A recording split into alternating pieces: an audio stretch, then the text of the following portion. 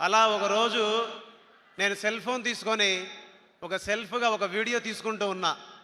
ఆ వీడియో తీసుకుంటున్నప్పుడు ఆ వీడియోలో కుర్చీలో కూర్చున్న నా భార్య, ఇద్దరు పిల్లల్ని కూడా వీడియో తీసా.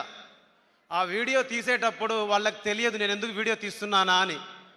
అప్పటికి ఇంటికి కిరాయి ఎలా కట్టాలి, పిల్లల్ని ఎలా చదివించుకోవాలి, ఎలా బతకాలి, రేపు ఎలా గడపాలి అనే ఒక సందేహంలో చిట్ట చివరి రోజుల్లో చిట్ట చివరి క్షణంలో ఉన్నప్పుడు మా ఇంట్లో సెల్ ఫోన్ సిగ్నల్స్ రాని ఒక ఇంట్లో నేను ఉంటున్నప్పుడు ఒక ఫోన్ కాల్ వచ్చింది.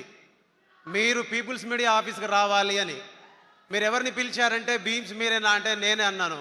బట్ నన్ను పిలిచేటటువంటి అవకాశమే లేదు అంత పెద్ద కంపెనీ నుంచి. కానీ అలాంటి కంపెనీ నుంచి నాకు అవకాశం వచ్చింది. ఆ టైంలో నా సిచ్యువేషన్ ఏంటో తెలుసా?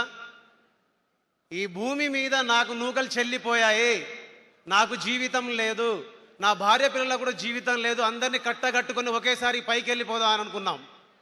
అలాంటి సమయంలో ఒక దేవుడిలాగా, ఒక జీసస్ లాగా, ఒక అల్లా లాగా, ఒక రాముడి లాగా, ఒక తిరుపతి వెంకటేశ్వర స్వామి లాగా, మనందరం మొక్కే దేవుళ్ళలాగా ప్రత్యక్షంగా ఒక మనిషి ప్రత్యక్షమై నా కోసం నిలబడితే ఆ నిలబడ్డ వ్యక్తి పేరు, శక్తి పేరు, వ్యవస్థ పేరు రవితేజ సార్.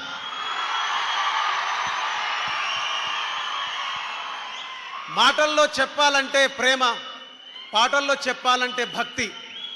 నిలబడి ఉన్నాను, రెండు కాళ్ళ మీద నిలబడి ఉన్నాను, 5 వేళ్లతో తింటున్నానంటే అమ్మా నాన్న నీ కొడుకు సజీవంగా ఉండడానికి రవితేజ సార్ కారణం. నీ కొడుకును నిలబెట్టిన రవితేజ సార్కి నాకు మాటలతో చెబితే సమాధానం అయిపోద్ది, మాటల్లో చెబితే సమాధానం అయిపోద్ది, కానీ పాటల్లో చెబితే చరిత్రలో నిలిచిపోతుంది అని చెప్పాను.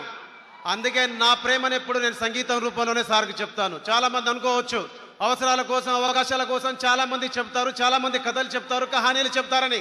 సిసురోలియో కహానీలు కథలు చెప్పడు, ఉన్నదే చెప్తాడు, ఉన్నదే మాట్లాడతాడు. అందుకే సార్కి నేనంటే ఇష్టం, సార్ నాకంటే ఇష్టం.